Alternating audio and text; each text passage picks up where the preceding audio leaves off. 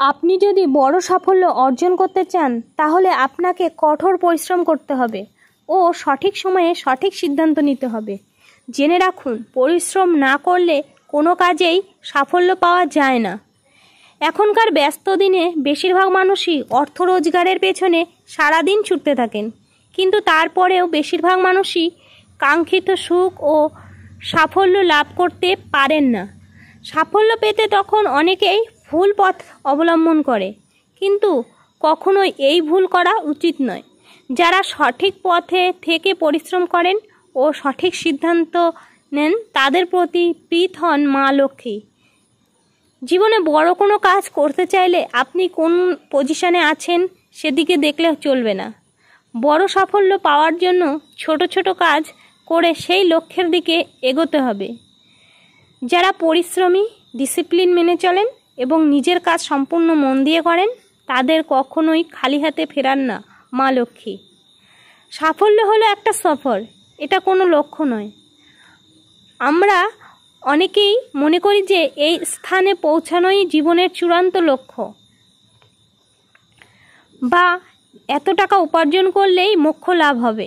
কিন্তু আসলে জীবনের এই যাত্রাপথই হলো সাফল্য।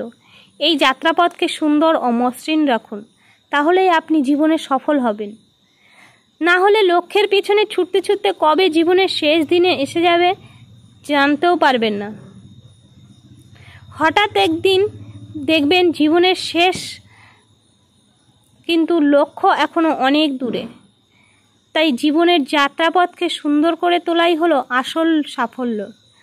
ফলের থেকে কাজে বেশি গুরুত্বপূর্ণ।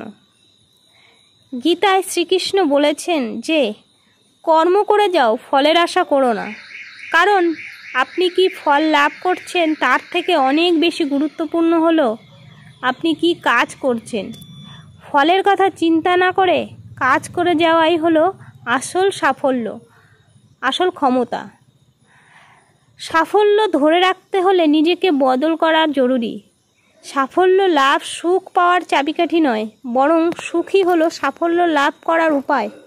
আপনি যদি মন থেকে সুখী হন তাহলে আপনি সফল। আপনি কি কাজ করেন সেই কাজে সুখী হলেই আপনি সফল। বড় লক্ষ্যের জন্য ছোট কাজ করতে অস্বীকার করবেন না। অনেক সময় বড় কিছু অর্জন করার জন্য আমাদের ছোট কাজ করতে হয়। যদি তা কোনো করার দরকার পড়ে তা অবশ্যই করুন। মনে রাখবেন, কাজ কখনোই ছোট বড় হয় না। যে কোনো কাজই আপনার সাফল্যের পথের সোপান হতে পারে। যে ব্যক্তি জীবনে কখনো ব্যর্থ হননি সে ব্যক্তির পক্ষে সফল হওয়া সম্ভব নয়।